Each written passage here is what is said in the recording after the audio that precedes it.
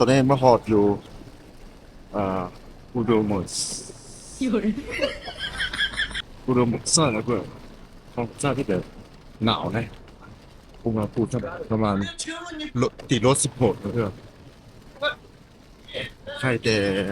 หิมะตกนะเพื่อนรู้สึกว่าตอนเช้าหรือว่ากันคืนน่าจะตกเดี๋ยววันนี้สิพาเพื่อนไปเบิร์หิมะตกเนี่ยตอนนี้แบบเริ่มหิมะตกน้อยหนึ่งแล้วเพื่อนไปที่ไหนฮะพวกเราเหรอ เออพากมาเมื่อกี้นี่เดี๋ยวไปโรงแรมก่อนแล้วมื้ออื่นนี่สิพาเพื่อนไปเที่ยวติดต่อกันเลยประมาณ6 มื้อส่วนอย่างนี้นี่น่าจะบ่ได้อัปเดตหรือคุยเวลาที่สิอัปโหลด YouTube เพื่อน喂喂，哦对，你记得跟我讲吗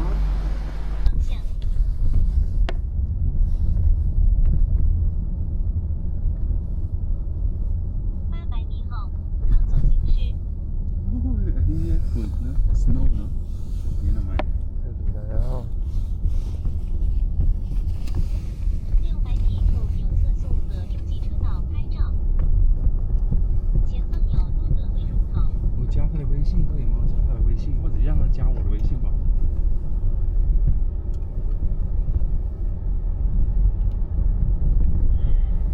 你有睇我發嗰條廣州嗰條視頻，都俾人哋鬧得閪咁啊！你快啲幫我推入去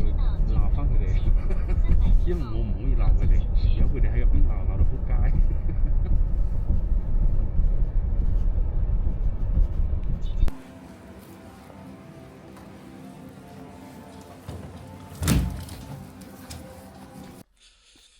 สวัสดีเพื่อนๆตอนนี้ออกจากโรงแรมว่าสิเป็นหยังเลยหรือก็ไปกินข้าวกันตอนนี้ประมาณ6 โมงแล้วแต่เวยังบ่ตกเพื่อนอยู่นี่อยู่กับใครเนี่ยอ่าเดี๋ยวก่อนอื่นก็ต้องทำความรู้จักกันก่อนเนาะอันนี้มาอยู่ติดกับลานเซียกับคาซัคสถานที่เขื่อนบีฮากะตดเมื่อมื้อซื่อนี่เลยเป็นหยังคือว่าอยู่นี่คืนอัน อยู่นี่อยู่ประเทศจีนนี่คืนอ่าประมาณ6-7 โมงคือว่ายัดเยียนอยู่ยาสวรรค์อยู่เนาะเพื่อนี่เป็นไซแดงติดกับลานเซียเลยกับคาซัคสถานนับเป็นเหตุผลก็คือว่าไงก็คือมันบ่ได้อยู่กับอาเซียน11ประเทศนั้นเลยบ่ได้อยู่ใกล้ๆกันมาหากันแบบหลายเติบกันนะอันอยู่นี่มันมาเป็นเวลาของลานเซียเพื่อนแต่ว่าโมนอยู่นี่เขาเจ้าจะใส่โมงของประเทศจีนในปัจจุบัน นับเป็นเหตุผลว่าเป็นหยังคือว่าอยู่นี่6-7 โมงแล้วคือยังบอกคำจะเทือนะเพื่อนอ๋ออันนี้ว่าผมได้เลยเพื่อมันหนาวนะว่าผมจะเสียวผมได้เลยตัวนี้หมูหนาวแห้เพื่อผ้าปิดปากกันยังไม่ได้ไปซื้ออันจะน้อยสิไป2 ปีไปซื้อเสื้อผ้าของเสื้อผ้าที่ซื้อมาคือใส่ได้บ่ใส่บ่ได้เพื่ออยู่นี่หนาวจนมันประมาณ-17-18 องศาเนี่ยเพื่อตัวนี้ขึ้นเขาบอกว่าประมาณ25 องศาแต่ ติดรถไปเพื่อแล้วหิมะที่เขาบอกเคยเห็นแล้วก็ในชีวิตมาเห็นแล้วเพื่ออันนี้ที่มาเมืองนี้ก็คือตัดใจที่มาก็คือมาเบิดหิมะเนี่ยเพื่อนครั้งหนึ่งในชีวิตเนาะถ้าผู้ใดเห็นก็สามารถที่มาอยู่นี่ก็ได้หรือว่าสิไปเมืองอื่นก็ได้ที่แถวใกล้ๆนี่แต่อันนี้คิดว่าสิไปอยู่ตอนนั้นเนาะเขาบอกว่าอยู่อ่าซิกอันมีนะแต่ต่อไปห้ามบ่มีก็มีแต่น้ำเขียนนั่นน้ำก้อนน้ำน้ำมันไหลอยู่แต่ว่าหิมะตกบ่หิมะก็บ่ได้ตกเพื่อน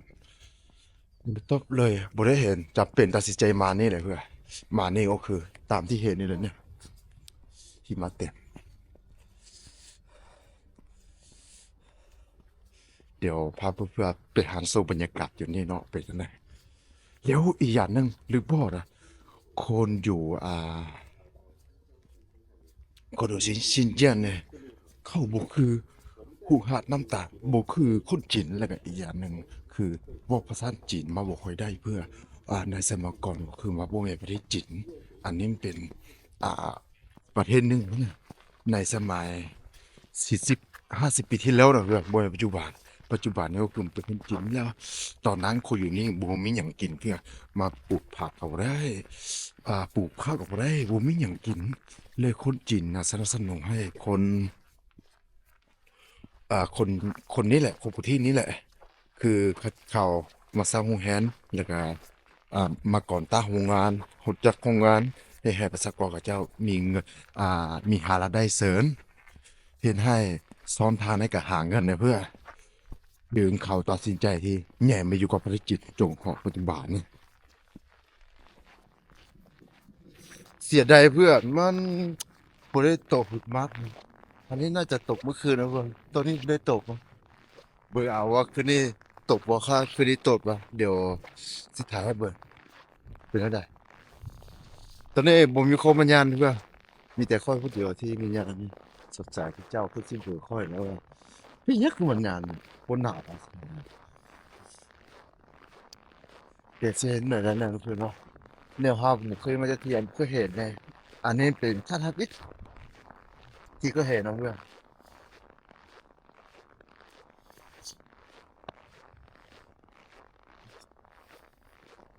คันมีเบียร์ได้ป่ะเอาเบียร์เหล้ามาแล้วก็เอาเอ่อ ถูกมัดเลยกับถูกกำแล้วก็ถูกกำแล้วก็เอาจอกเขี้ยวมาแล้วก็ยัดใส่แล้วก็เอาเบียร์ใส่ก็สิเย็นดีนะเพื่อนออกไปครับ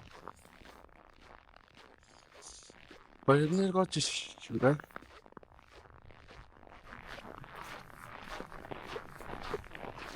ไปที่นี่แค่นั้นฉันเห็นได้เห็นคุยอยู่ฉันทำงานเห็นได้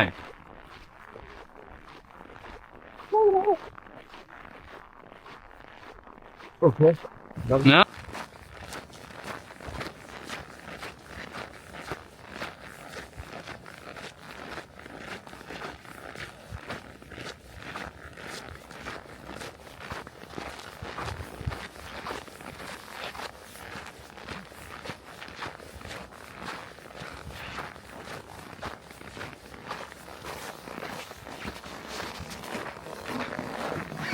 อืม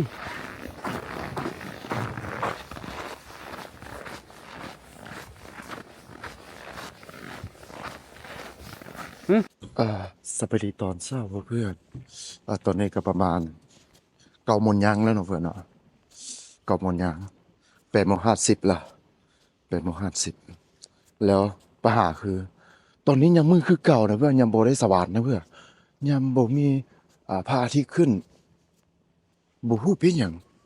แล้วโมนมันก็แตกต่างจากประเทศเราเพียงแต่1 ชั่วโมงแล้วมาไวกว่าประเทศเราอีกปกติมันก็แบบว่ามาสว่างกว่าประเทศเราแต่อยู่นี่คือ9 โมงแล้วยังบ่มียังบ่ได้สว่างหรือว่าพระอาทิตย์ยังบ่ได้ขึ้นเดี๋ยวเพื่อนเบิ่งเอาอันนี้คือบ่ได้ตรวจเด้อเพื่อนเด้ออันนี้เว้าแท้แน่8 โมง8:50แล้วนี่เว้าแท้แล้วอุณหภูมิเท่าไหร่อุณหภูมิบอกเพื่อนอุณหภูมิตอนนี้-17เพื่อนนะอันนี้อยู่ประเทศจีนนะเพื่อนอยู่เอ่ออุดมโมจิอุดมโมจิเขาพูดนะอุดมโมจิเชียนเจียอยู่ติดกับรัสเซียนะเพื่อนตัวนี้ไปกินอาหารเช้าเพื่อไปกินอาหารเช้าบ่ฮู้มีหยังกินบ่อยู่นี่ก็ค่อนข้างที่เป็นหนาวนะแล้วมื้อนี้ก็หิมะบ่ได้ตกใส่เพื่อนหิมะบ่ได้ตกบ่ได้เฮ็ดใส่เคยเพื่อนบ่ฮู้ว่าสิได้เฮ็ดมื้อใดเฮาอยู่นี่เนาะประมาณ10 มื้อแน่น้องว่ามีมื้อหนึ่งสิตกหิมะแล้วก็ให้เฮามาหันส่งกันเพื่อนเนาะ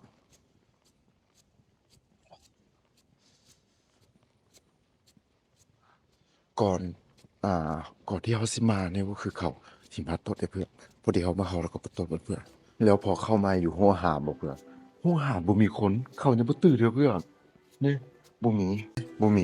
มีแต่เสาตกนะครับบ่มีคนเลยอันนี้เป็นอาหารเช้าเพื่อนอาหารเช้า อยู่โรงแรมเบิ่งน่ะนี่ข้อเขาก็ประเทศจีนอยู่นี่เนาะเขาก็กินคล้ายๆกับอยู่ประเทศลาวนี่แหละอยู่โรงแรมกับอยู่โรงแรมอยู่ประเทศลาวอยู่ประเทศไทยมันก็ลักษณะเป็นนี้หมดแหละเพื่อแล้วที่เด็ดที่สุดก็คืออหยังน้ำชาเพื่อน้ำชาในสุดยอดเลยโอเคอันนี้มันเป็นข้าวต้มเพื่อมันเป็นสีเหลืองบ่ฮู้เข้าใจหยังแต่บ่แม่นข้าวนั่นแหละมันก็รสชาติแบบโอเคอยู่แต่เขาบ่ได้ใส่เกลือเลยบ่มาจิบๆเลยของหน่อยหนึงเพื่อนแซ่บแล้วนี่มีเฮ็ดหูหนูเพื่อนอันนี้โคคันนี่เบ็ดแซ่บเพื่อนอยู่ประเทศเราเขาก็ทำแบบบ่ได้เข้มข้นปานนี้อันนี้เข้มข้นสุดยอดนะแล้วก็มาบ่คืออาหารจริงเพื่อนมันคล้ายกับอาหารของ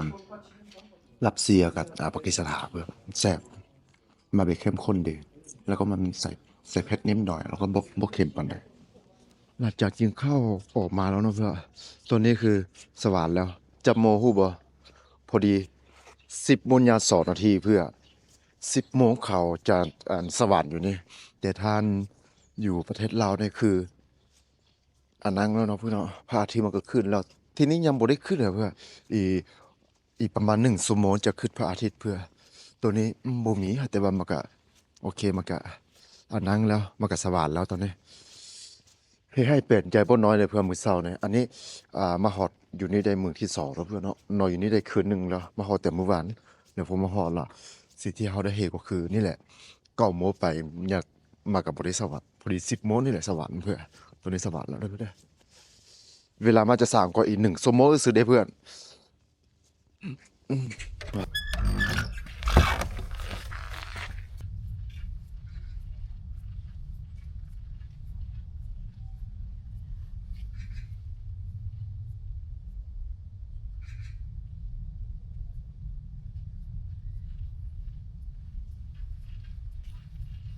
我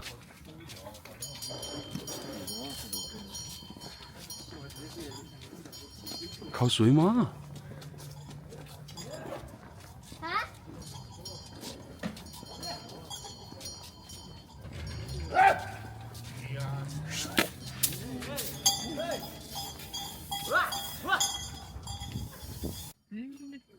表演地方走哪进？在前面是吧？啊？表演的地方在哪进？我也不知道。喂，在前面啊，好嘞，谢谢。他们是要去表演吗？他们在表演，几点钟开始表演？开始了吧？我还有8分钟。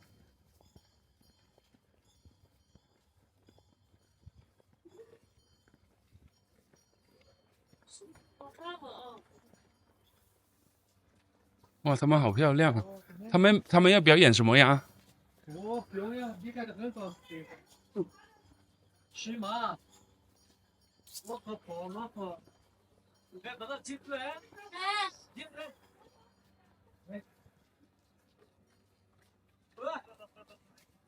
大家都是把。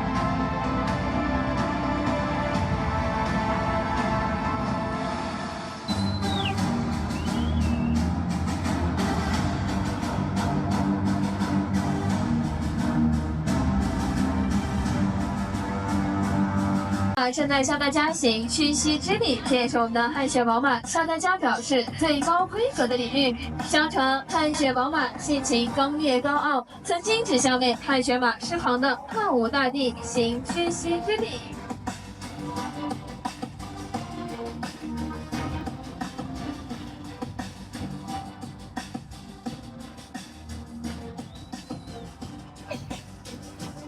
现在向大家展示的是汗血宝马立马表演，同时也预祝各位在今后的生活中立马成功。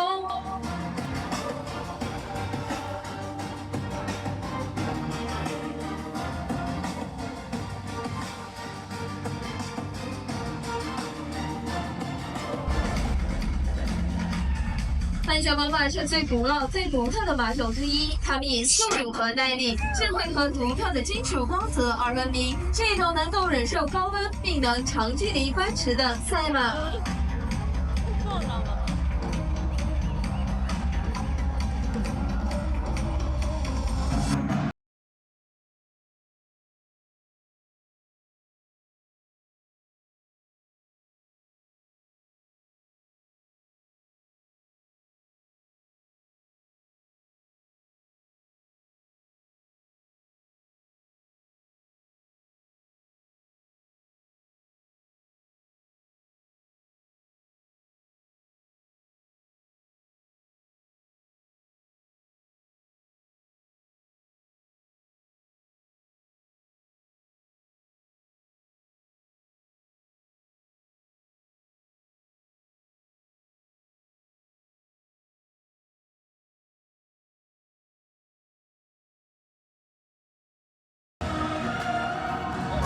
现在各位观众车手来到大家面前的就是世界上最小的马种之一，来自英国的雪佛兰马。它的平均身高仅仅在50公分左右，体重大约40公斤。别看它长得小，不单单是可以超过自身体重1/3到2/3的，而且无论路况好坏，许可奔跑，奔跑时速可达到每小时30多公里。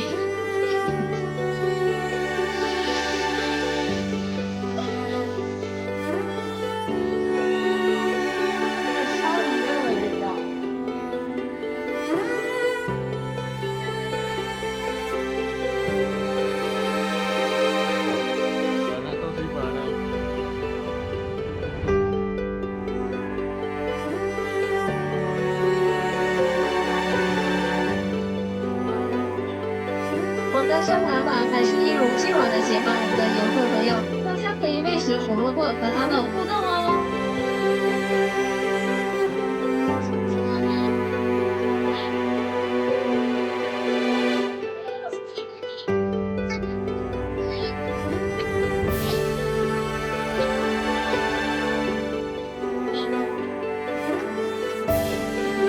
ไปเบิ่งกันมาอยู่นี่มีหยังแน่เห็นอยู่ในGoogle เนาะเพื่อมีมัสยิดเนาะเพื่อเลยว่าสิรอไปญาติเบิ่งมัสยิดอันนี้ก็บ่เคยเห็นจักเทื่อได้เพิ่นมัสยิดนะเราไปเปิดข่าวละหมาดเนาะเพิ่นเนาะอยู่ไปอยู่มาเนาะเพื่อมากับฮักไก่ของเฮานะมากับคุ้มเคยกับบรรยากาศอยู่ที่นี่เนาะเพื่อมื้อทำอิฐที่มาฮอดแน่ถ้าว่าอยู่ได้บ่อยู่บ่ได้เลยเพื่อมันแบบหนาวแบบโคตรหนาวเลยเพื่อนระยะที่ผ่านไป 2-3 มื้อบ่กล้าที่สิออกไปไสแต่ก็พยายามที่ออกมาแล้วก็มาถ่ายภาพบรรยากาศแล้วก็วิดีโอให้เพื่อนไปหานโซนเพื่อเนี่ยมื้อใดที่แบบว่ามีเวลาสิอัปเดตให้เรื่อยๆเพื่อมื้ออื่นก็พอเวลาที่สิออกไปนอกเมืองละแล้วไปย่านป่าไปเบิ่งความเป็นธรรมชาติอยู่นี่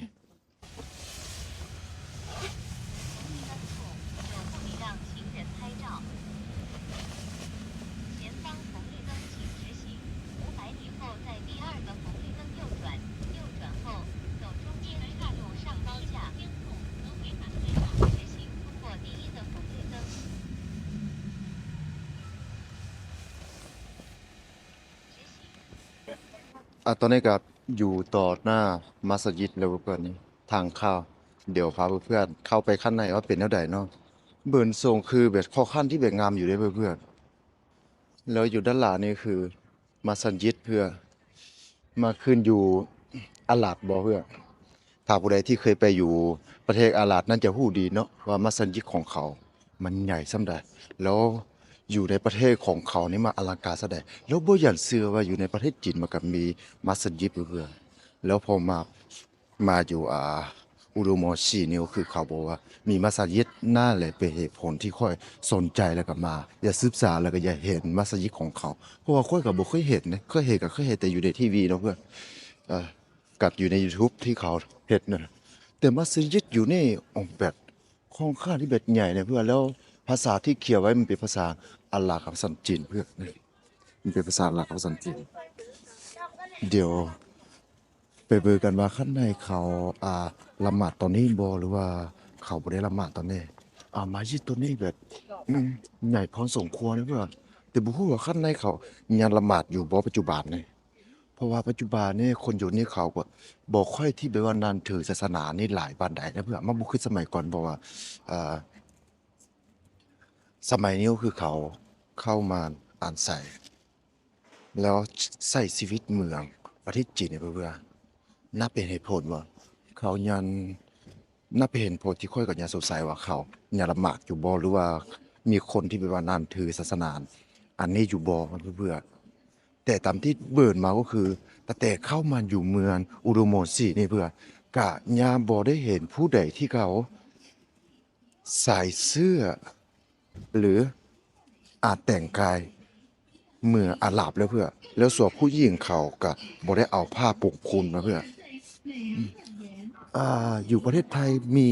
อยู่ประเทศไทยมีแต่ก็คือค่อยก็บ่ได้สนใจเกี่ยวกับศาสนานิดเท่าใดเลยเพื่อนในสมัยนั้นแต่พอมาอยู่นี่แล้วได้เห็นจุดเด่นของเขาไม่ให้ค่อยสนใจมา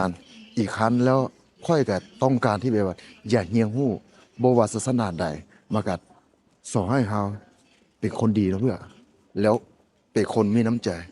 ช่วยเหลือกันและกัน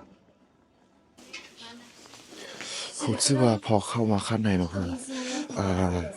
เขาน่าจะลบล้างในการรับหมานะเพื่อนแล้วข้างในนี่ก็คือมามีแต่5 2ปีนเพื่อนแล้วของที่ระลึกน่าจะแม่นเขาน่าจะแม่นรัฐบาลเขามีให้ละหมาดในการศาสนาอื่นหรือว่าศาสนาเนี่ยน่าจะลบล้างแล้วปัจจุบันนี้น่าจะบ่มีก็มีแต่สื่อเสียงของมันเพื่อนแล้วของที่ระลึกต่างๆนี่ก็คือมันเป็นของพวกที่อาหรับรัสเซียหมดเลยเพื่อนลักษณะคล้ายๆแบบนั้นเลยอันนี้เป็นลักษณะนิยมของประเทศรัสเซียอาหรับตุรกีพวกนั้นเพื่อน 那边人都会做的吗？不是，不是啊，这是回族的一个特色小吃，哦，回族的对啊，你应该不是回族吧？维族。你是维族的呀？回族它是维族，维族跟回族不一样，维吾尔族。成年2分钟后再喝，里面的咖啡粉是没滴啥的，没过滤的。 2分钟再喝。维族它简单一点。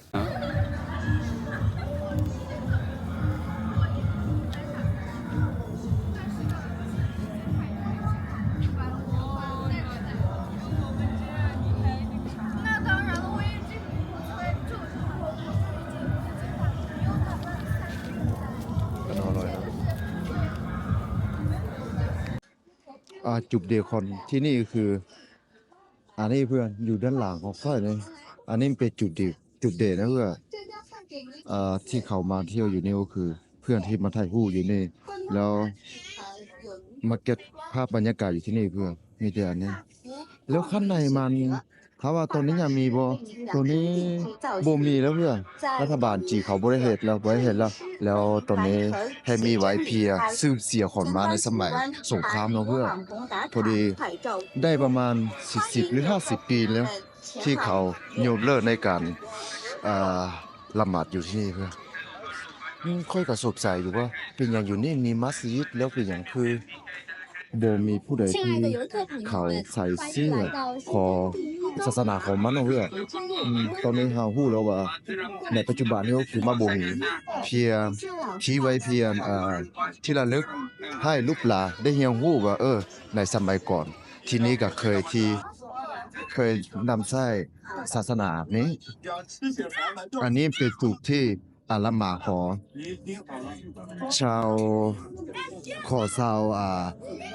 อุดมโมสีนะเพื่อนนี่แหละแต่ปัจจุบันนี้ก็คือบ่มีแล้วเพื่อนแต่มาก็ให้เราได้ให้ฮู้เนาะเพื่อนในสมัยนั้นก่อนที่สิมานี่ค่อยก็บ่คิดแล้วก็บ่ฮู้ว่าอยู่นี่มันก็มีเป็นนี้แต่พอมาที่นี่ก็ได้เรียนรู้เกี่ยวกับประวัติศาสตร์ของเมืองนี้พอสมควรอยู่แม้นอาจจะบ่ละเอียดปานใดแต่ก็พอโอเคให้เราเข้าใจแล้วก็ให้เราข้อสงสัย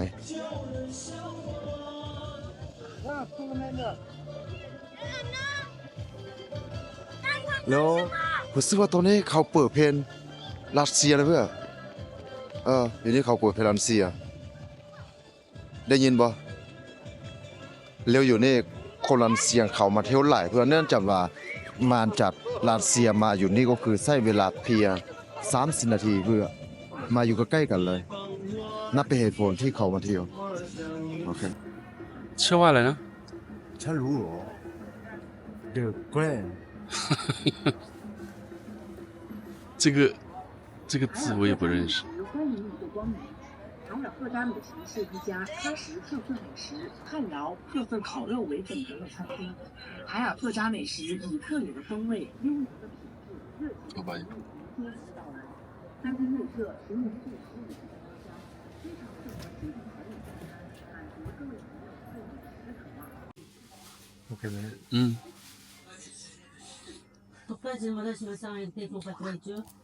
好了吗？เอาล่ะนะ Şu aşağılık okuyun çıkarken bu. Benim mali, bütün mali yazınca. Geldi.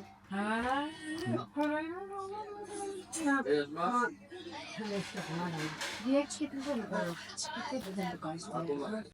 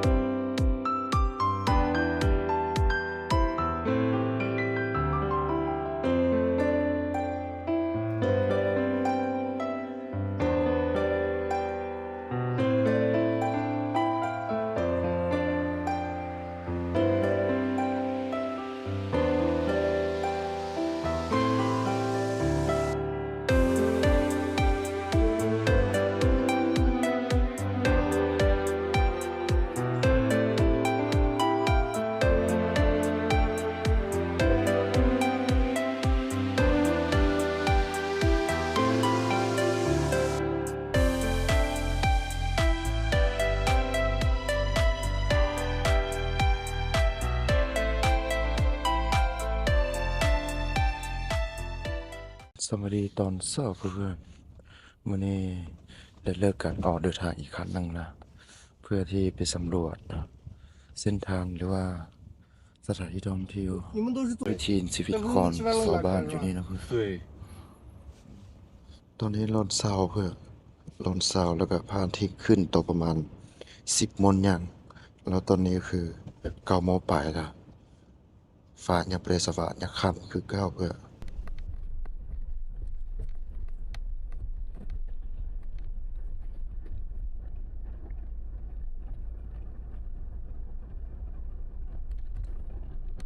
นี่สถานที่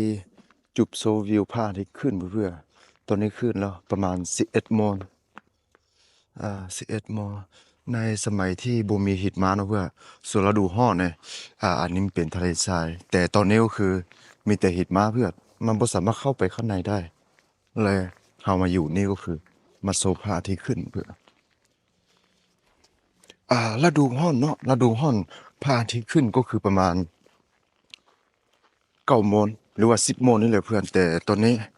มันเป็นฤดูหนาวเลยพระอาทิตย์ขึ้นต่อประมาณ11 โมงเห็นบ่เพื่อนเขาคันที่เบ่งงามอยู่เด้เพื่อนเฮาขึ้นมาอยู่เทินน้อยนึงเนาะเพื่อนเฮาบ่สามารถที่เป็นสิเข้าไปใกล้บุญไหลบ่ได้เพื่อนมาของคันที่เบ็ดหนาวแน่อันนี้เป็นจุดโซวิวนะเพื่อนพระอาทิตย์ขึ้นนะเห็นบ่พอคันที่เบ่งงามอยู่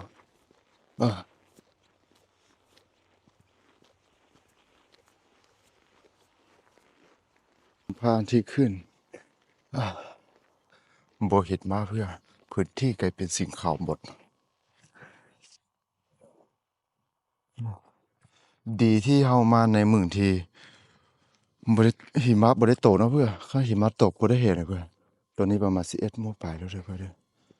น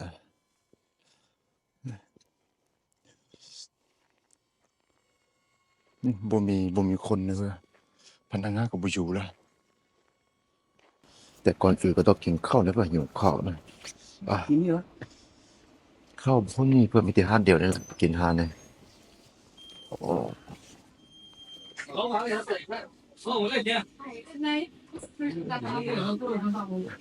有大杯鸡啊，然后3份米饭，行，那就好，那你住哪？住那个什么桌子？坐那10号桌，10号桌子，坐那10号桌子行。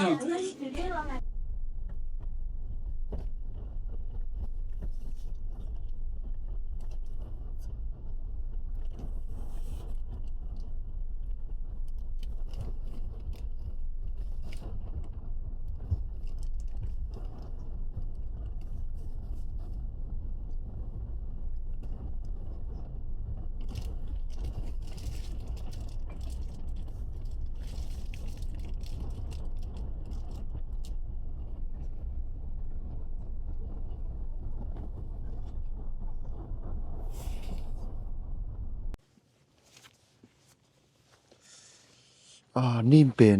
สถานที่เหตุนี้เป็นสถานที่ปีนศาจเนาะเพื่อนๆแล้วเป็นหยังเขาเอิ้นว่าปีนศาจบ่เพื่อในสมัยก่อนภูเขาแห่งนี้เป็นสีเหลืองเนาะเพราะว่าภูเขานี่เป็นสีเหลืองแล้วก็โลพันมาแล้วก็มันมีเสียงตะโกนขอกัน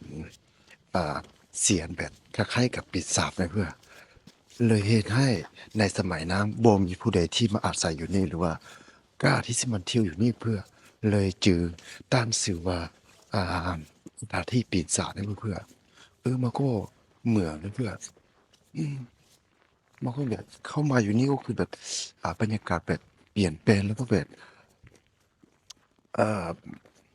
มันคล้ายๆกับสถานที่แบบลึกลับเพื่อเหมือนกับในสมัยก่อนที่บ่มีผู้ใดที่สิมาอาศัยอยู่ในนี่หลังจากนั้นในสงครามนะเพื่อนเป็นคนสินยันนะเขามาอาศัยอยู่ที่นี่เพื่อนที่หลบหนีภัยในสมัยสงครามนะเพื่อประสังกรนะการที่มาอยู่นี่ก็คือเป็นเพื่อควรปลอดภัยจากสงครามเพื่อนั่นแหละตั้งแต่นั้นเราก็คือบ่มีผู้ใดที่กล้เข้ามาในสถานที่แห่งนี้แล้วพวกศัตรูเขาก็แบบบ่กล้าที่เข้ามาต่อต้านอยู่ที่นี่เพื่อนี่เป็นอีกจุดหนึ่งเป็นจุดสำคัญของเมืองอุโดโมชิเนาะเพื่อนเนาะนั่นแหละที่ไปที่มาของสถานที่แห่งนี้ก็ประมาณนี้แต่ถ้าผู้ใดที่เป็นอยากรู้ข้อมูลเกี่ยวกับรายละเอียดให้มาสั้นเจนก็สามารถที่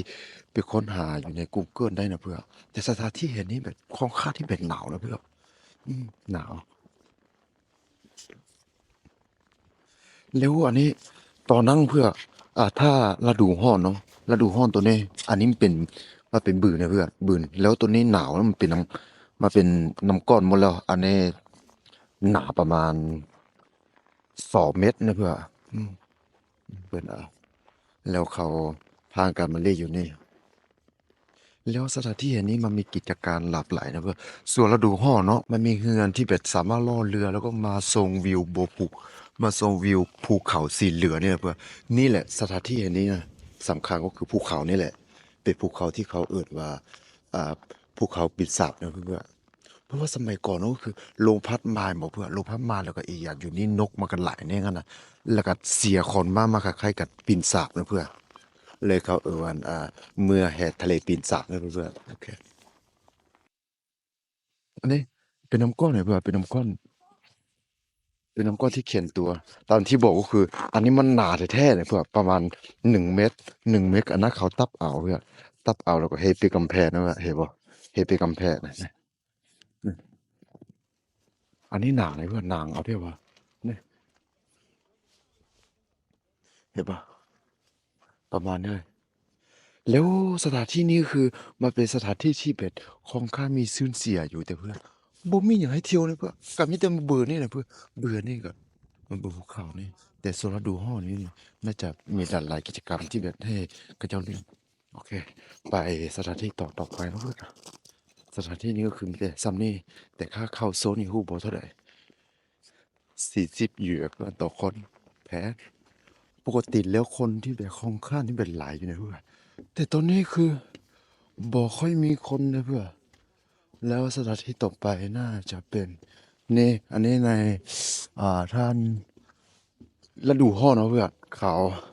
ไปจุดโซวิวแล้วอันนี้มีโอ้หมาป่านะเพื่อนเลยไปดูหมาป่ากัน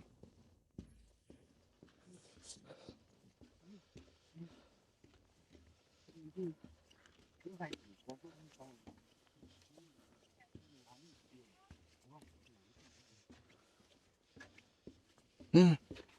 น้ำกับไก่เป็นน้ำก้อนน้ำมันแล้วเพื่อน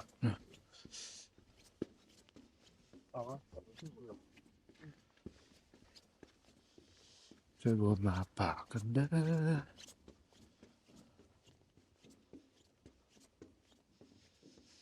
อืมแนะนำเลยว่าคาสิมาเที่ยวอยู่อุโดโมชินะอย่าให้มาในโซนฤดูร้อนนะเพื่อนไม่อยากให้มาโซนฤดูหนาวฤดูหนาวแบบค่อนข้างที่หนาวนะฤดูร้อนกันมาร้อนเพราะมันก็บ่ได้ร้อนหลายอะแต่ว่าอุณหภูมิอยู่ที่ประมาณ18 หาดเซาองศานะเพื่อน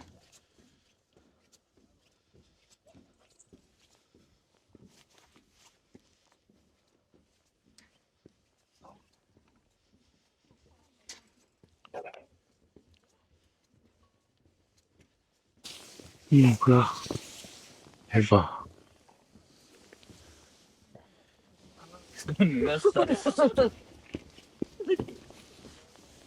นี่เพื่อให้บ่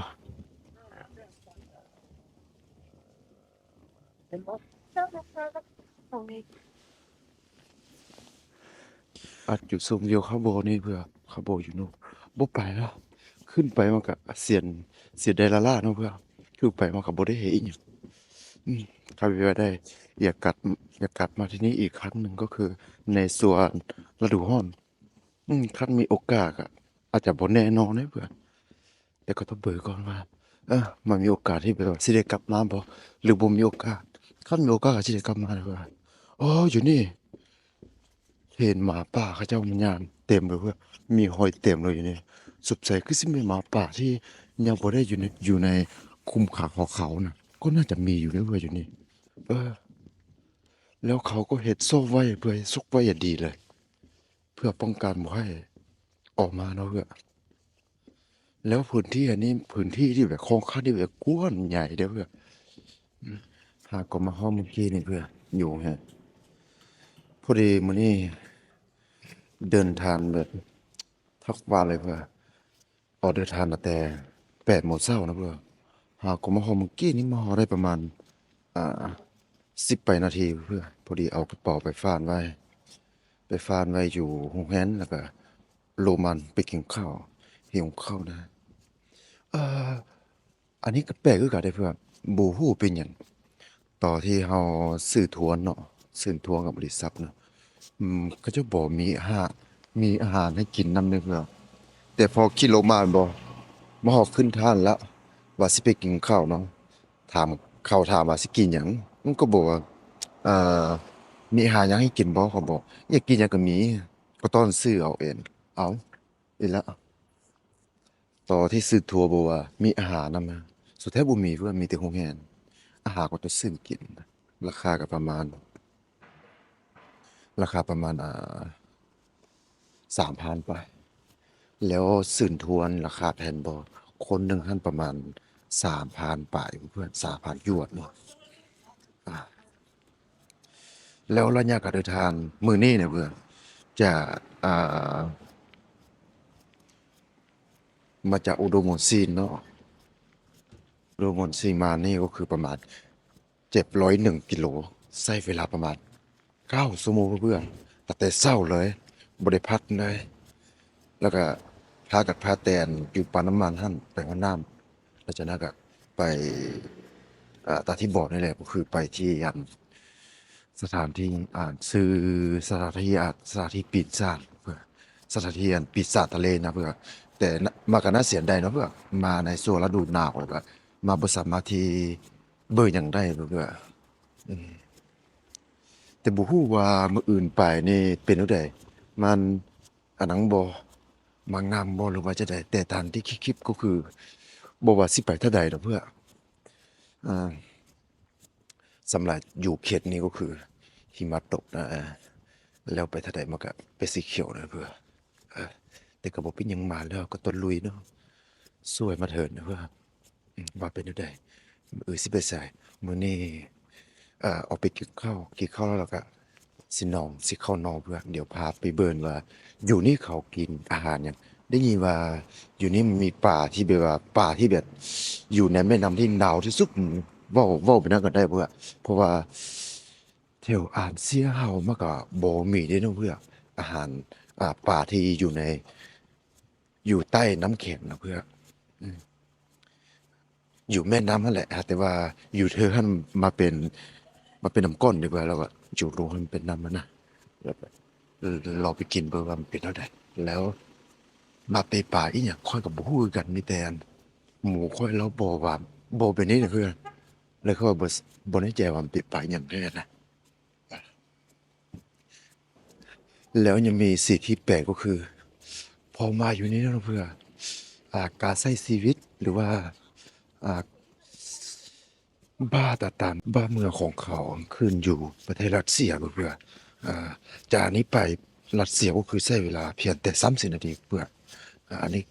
ใกล้เข้าเขตรัสเซียแล้วถ้าเขาบ่ได้เขียนเป็นภาษาจีนไว้นี่แน่นอนบ่มีไผฮู้ว่าบ่มีไผคิดว่าอันนี้มันเป็นประเทศจีนเพื่อเบิ่งเอาก็คือมันขึ้นอยู่รัสเซียแล้วก็เบิ่งไปเบิ่งมามันขึ้นอยู่ดานนาเพื่อดานนาอยู่เวียดนามเพื่อ คือเขาแท้ว่าแล้วคนอยู่นี่ห้องน้ำมันก็สะอาดกว่า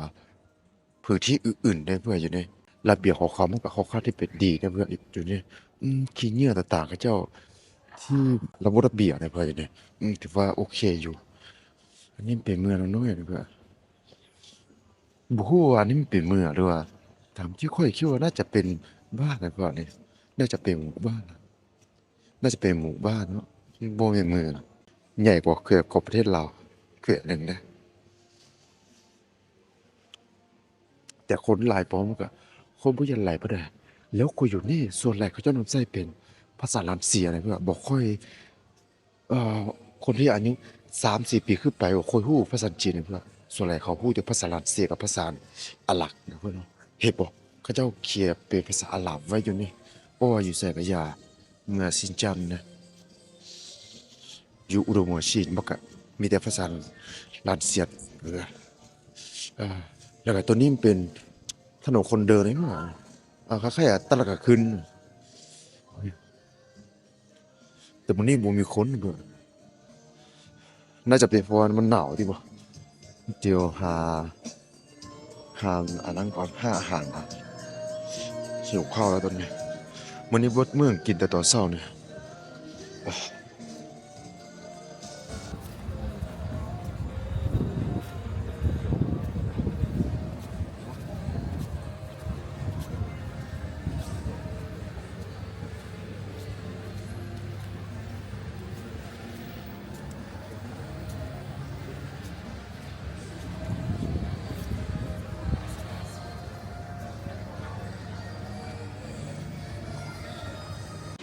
ไผฮู้เนี่ยเพื่ออันนี้ปลาหยังข้อยก็บ่ฮู้กับว่ามันเป็นปลาอิหยังไปเสิร์ชหาอยู่ใน Google มันก็บ่เห็นปรากฏขึ้นมานะเพื่อนแต่ปลานี่ค่อนข้างที่แบบแพงนะเพื่อนเดี๋ยวนี้ว่าปลาตัวนี้อยู่ในประเทศจีนมีแต่อยู่ชินจางนี่นะเพื่อนที่อื่นบ่มีซั่นบ่ฮู้ปลาอิหยังเดี๋ยวรอกินไปอูซูเหรออูซูเพื่ออันนี้เป็นเบียงของเบียงของซูไม่ใช่ที่เรียกว่าอะไรนะชินจางอันนี้เป็นเบียร์ของชินจางเพื่อผลิตอยู่นี่เลยแล้วที่อื่นต่างประเทศเขาบ่ได้ขายเพื่อขายเขาขายอยู่ในประเทศจีนนี่แหละแล้วส่วนใหญ่ขายอยู่ที่ชินจางนี่เพื่อเอามาเป็นเบียร์อูซูเด้อเพื่อเรากินเบิ่งไปได้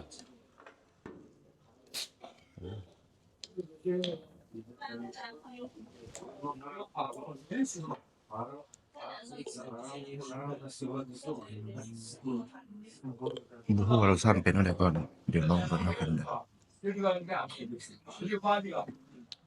อืมมันเป็นเบียร์ข้าวเลยเพื่อนมันเป็นเขาผลิตจากข้าวนะมาอย่างคล้ายๆกับเบียร์ลาวนี่แหละแต่อันนี้มันรู้สึกว่าแอลกอฮอล์มันจะหลายกว่าเบียร์ลาวน้อยหนึ่งเพื่อนแล้วบ่มีขมเพื่อนมันบ่ได้ขมเพื่อนถือว่าโอเคใช้ได้อันนี้ผ่านนะเว้ยเบียร์จีนมันบ่ขึ้นเบียร์อยู่เบียร์จีนที่ขายในประเทศลาวเลยเพื่อนเบียร์จีนที่ขายในประเทศจีนก็คือถือว่าใช้ได้ แล้วก็อยากคล้ายๆกับเบียร์เราถือว่าสู้เบียร์เราบ่ได้ถือว่าอันนี้ผ่านมาสูบสีกับเบียร์เราอยู่เพื่อน 4.2แล้วก็กินข้าว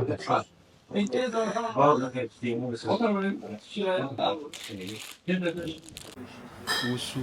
然后小麦的，然后这种原酿的蜜酿，嗯哼，安尼有乌苏，乌苏都是乌苏，安尼乌苏在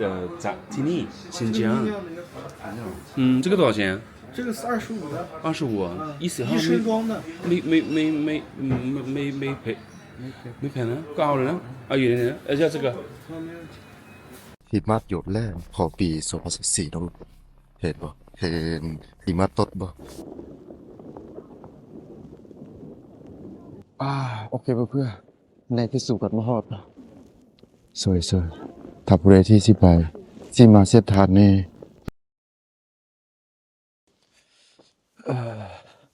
สบายดีตอนเช้าเพื่อนๆตอนนี้9 โมงแล้ว9 โมงเช้าแล้วสบายดีปีใหม่เพื่อนๆไปจะได้เนี่ยทุกคนสบายดีป่ะเนาะปีใหม่นี้ทุกคนไปเที่ยวไสเนาะตอนอันนี้เป็นน่าจะไปคลิปขอปี2025นะเพื่อนๆมื้อนี้สิออกเดินทางอีกต่อไปแล้วเพื่อนประมาณ5-6 ชั่วโมงมื้อนี้เดี๋ยวไปลุ้นกันว่าสิไปไสเนาะเพื่อนแล้วมีหยังให้เฮาหันสมบ่ระหว่างทางเนี่ยความตื่นเต้นได้เริ่มขึ้นจากทิวทัศน์ทั้ง2คันธามที่งดงามแต่นั่งเหมือนอยู่ในตู้เย็นอุณหภูมิติดลบ20 องศาตลอดทาง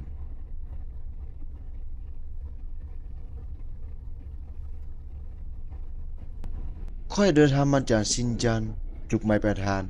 แม่นหมู่บ้านเหอหมู่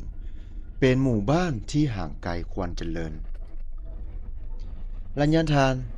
1,100 กิโลเมตร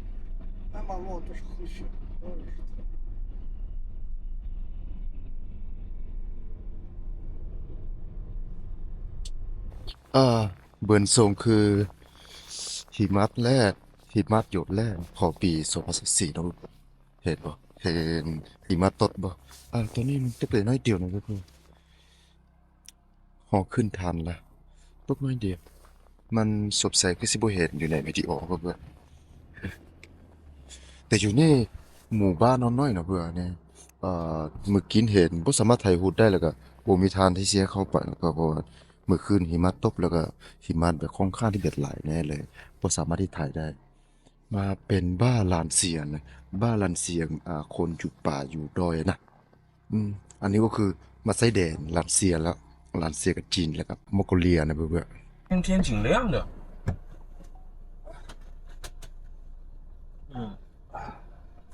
前面就到门票站了，你们两个把那个后面的帘子拉一下，先不下就不下车。都骑了2万5吧嘞？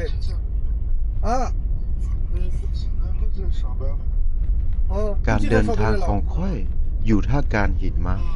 ด้วยคนต่างชาติคนเดียวบางครั้งค่อยกัดอดสบใส่บ่ได้ที่สิถานว่านักท่องเที่ยวหลากหลายที่เดินทางไปนั้นเป็นหยังบ่มีคนต่างชาติเราจัดเผาประสาทนอนเพื่อมาที่นี่หิมะก็คันแบบเลือดไหลหน่อยหนึ่งนะเว้ยแล้วอันนี้มันเป็นจุดชมวิวที่เขาให้หุ้นอยู่ด้วยเลยวิวแบบสวยอลังการอยู่แล้วคนอยู่นี่เต็มเลยเว้ยเต็ม อันนี้แม่กอดสิฮอดเพื่อนยังบ่ได้ฮอดจุดหมายปลายทางของเฮานะเพื่อนสำหรับของมันที่แต่ก็คือแวะมาเก็บภาพบรรยากาศเพื่อนๆค่อนข้างที่แบบสวยงามก็บ่เคยเห็นมาก่อนเลยเพื่อนๆสุดยอดสุดยอด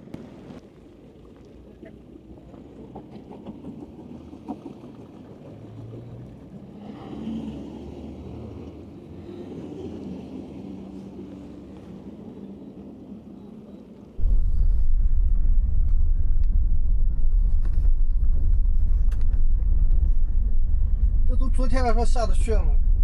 แต่มาก็บ่นั่นแปดแม้แต่คนในประเทศที่จะมันเที่ยวพื้นที่นี้คงขั้นที่แบบยากเพราะควรห่างไกล ควรเจริญมากเกินไป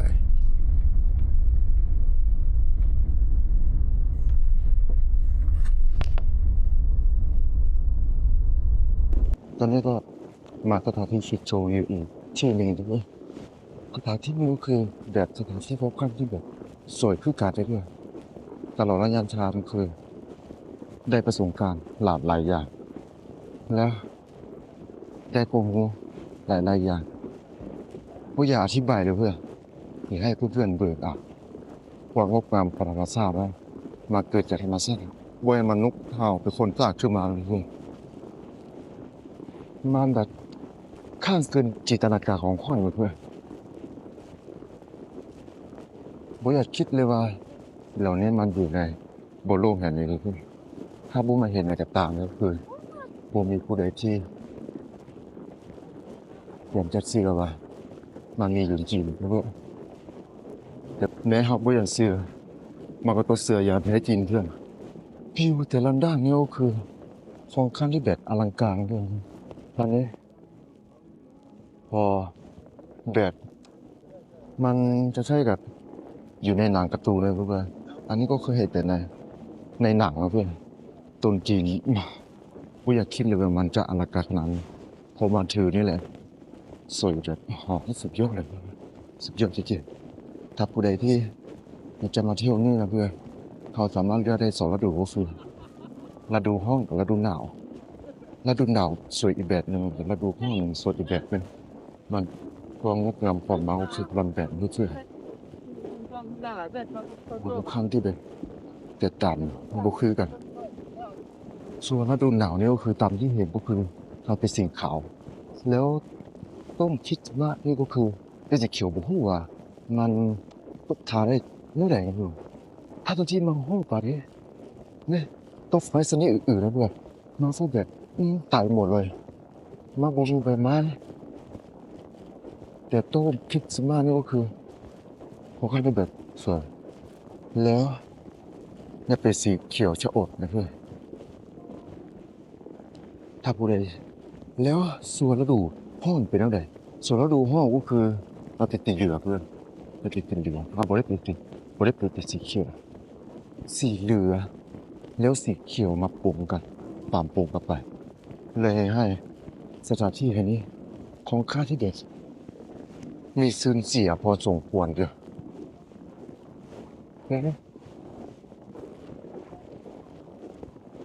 เชื่อว่าหลายๆคนอาจจะ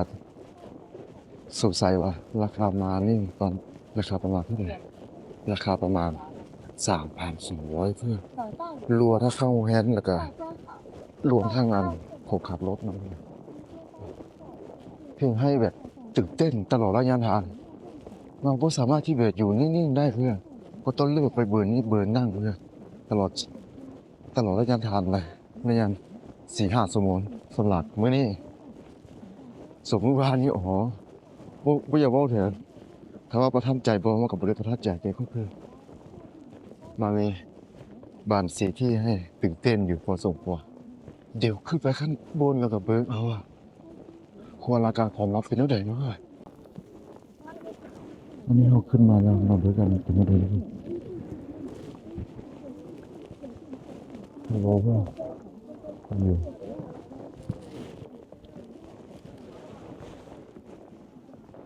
นี่คือ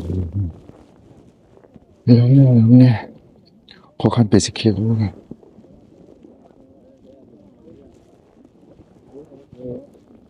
บ่ฮู้ว่าเพื่อนๆสิเห็นบ่ตัวนี้มีหิมะตกอยู่จะไปได้ไหนตกนิดเดียวสวยๆถ้าผู้ใดที่สิไปสิมาเส้นทางนี้เพื่อนๆก็ได้เห็นสถานที่เห็นเลยเพื่อนมันเปะหูเปะตาเลยเพื่อน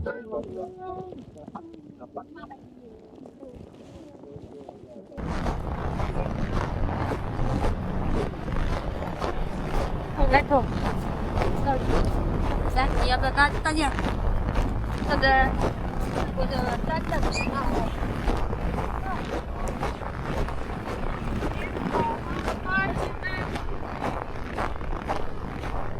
โอ้ไม่เพื่อนเรามาจากนี่เลยตอนนี้น่าจะอยู่ไหนอยู่นี่เหรอ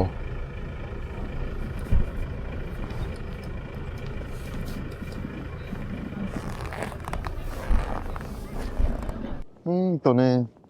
ตัดสินใจแล้วเพื่อว่าซีโบโลไปอยู่ข้างล่างเนี่ยเพราะว่าเราคือไปจุดใหม่ไปทางของเขาก็คืออันนี้น้ำใหญ่กว่านี้แล้ว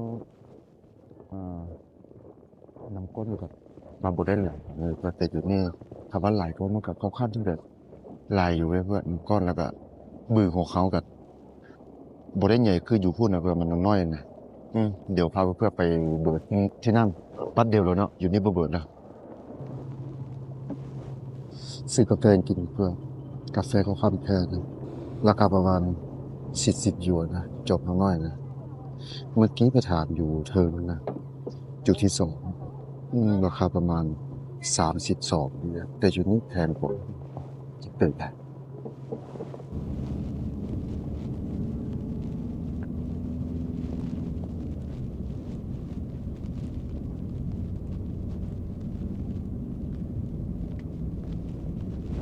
ตอนนี้จะเดินล่ำเลยน้ำที่จุดหมายปลายทางที่เรามาตกอยู่ตรงนี้จะเดินตามจุดนี้ไปส่วนวัตถุห้องเลยนั่นเป็นน้ำสีฟ้าที่พอข้างที่แบบสวยงามเว้ยน้ำบกตูเลยตอนนี้บุหัวตอนนี้มันน้ำนะต้นไม้อันนี้ต้นไม้ที่แบบที่แบบสูงเลยเพื่อนเอาต้นไม้นี่ไปปลูกเนี่ยที่ปลูกที่ที่นี่ดูสูงแค่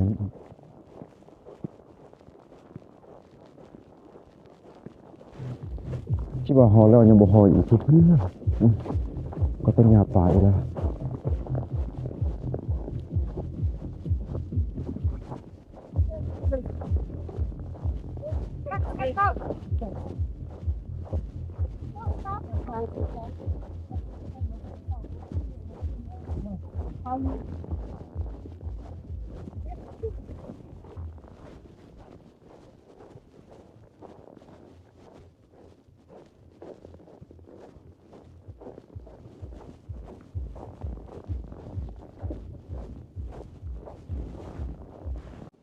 ตอนนี้ค่อยกับว่าฮอแล้วเพื่อนเดี๋ยวไปเบิกพร้อมๆกันนะถึงเท่าไหร่ไม่รู้เถอะงามบอสิว้าฮอแล้วบอกเพื่อนๆอยู่นี่เมืองของจอบหลวงพ่อสามเมืองนี่ลองเฮียได้เองมันเป็นมันแก่มากเลยเถอะเป็นก้อนเป็นอะไรเดี๋ยวนี้หมาเขาคัดละ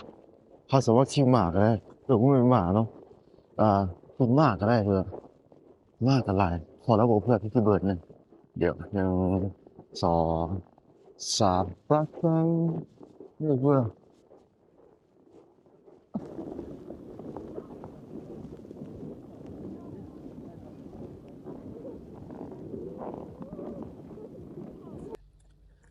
แม้การเดินทางครั้งนี้บ่ได้ราบรื่นตามที่คาดหวังไว้ก็ตาม มีหลากหลายอย่างให้เฮาได้เรียนรู้ของคนชินจังที่บ่เคยเห็นมาก่อนในประเทศจีน แต่ค่อยได้มันเยือนที่นี่โดยความบังเอิญแบบที่บ่เคยตั้งใจ หรือบ่เคยรู้จักมาก่อน เชื่อว่าทุกการเดินทางมามีให้เฮาได้ค้นหาทุกมุม ภาพบรรยากาศอยู่ต่อหน้าของข้อยกับบ่อยากอธิบายได้ ให้เพื่อนๆหันโสมแล้วให้ความคิดเห็นเองมาสิดีกว่า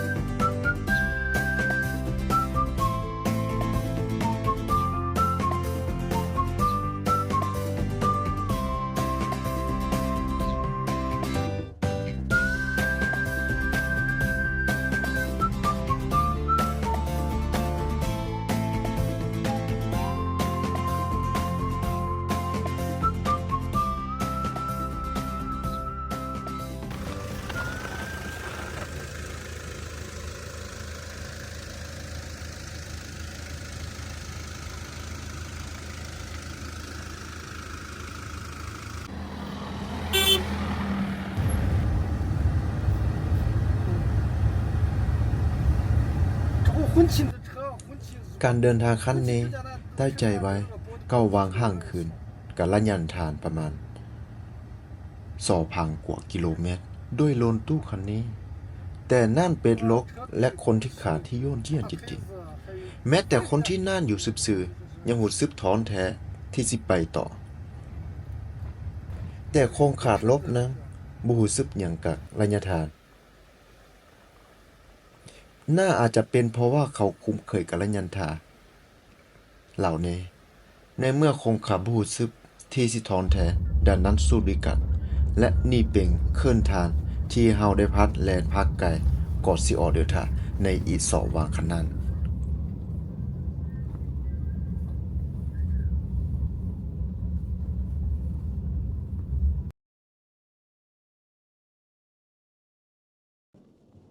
โอเคเพื่อนๆในที่สุดก็มาฮอดแล้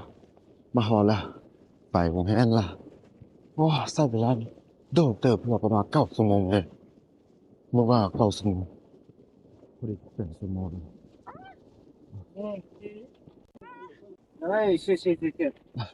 เดี๋ยวจะเบิร์นงานก่อนว่าเป็นแล้วแบบอย่างนี้ว่าบ่คือบ่ได้จริงนะครับคือวันดูเธอยุโรปบ้านเมืองของเขาคือเธอก็ดูแซ่บPoder capaz. Đúng không? Thì những cái lần không bài ao. โอเคเดี๋ยวพี่ว่าเอาพวกท่านเป็นสวยนะ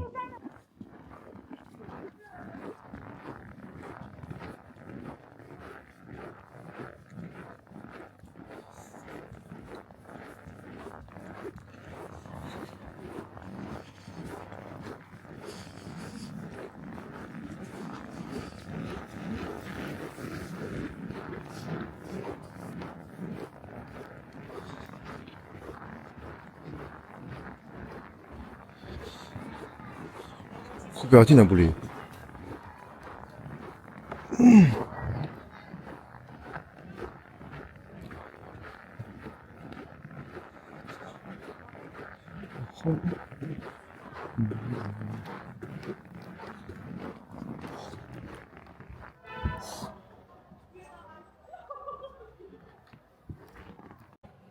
สวยไปนั้นก็สวยแล้วเห็นได้ที่นี่ไม่เห็น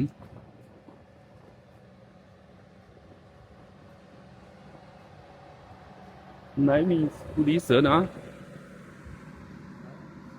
คุณบอกว่าไหนมีบุรีเสือได้บุรีแล้ว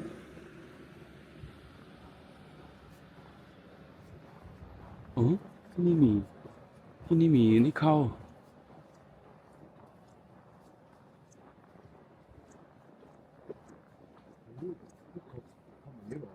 ไหนใช่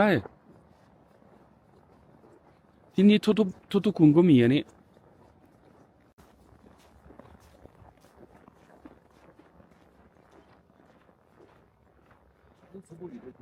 อ๋อไปแล้วไปดูเนาะ เมื่อคืนนี้น่าจะไปบ่ได้เพื่อนมื้อนี้เดี๋ยวสไตล์ยุโรปเด้อเชื่อเพราะบ่แม่นสไตล์บริตมาต้านได้เพื่อนที่บ่ให้เข้าไปนำแล้วพวกเขากินอยู่ยังไงในสวนกระทุน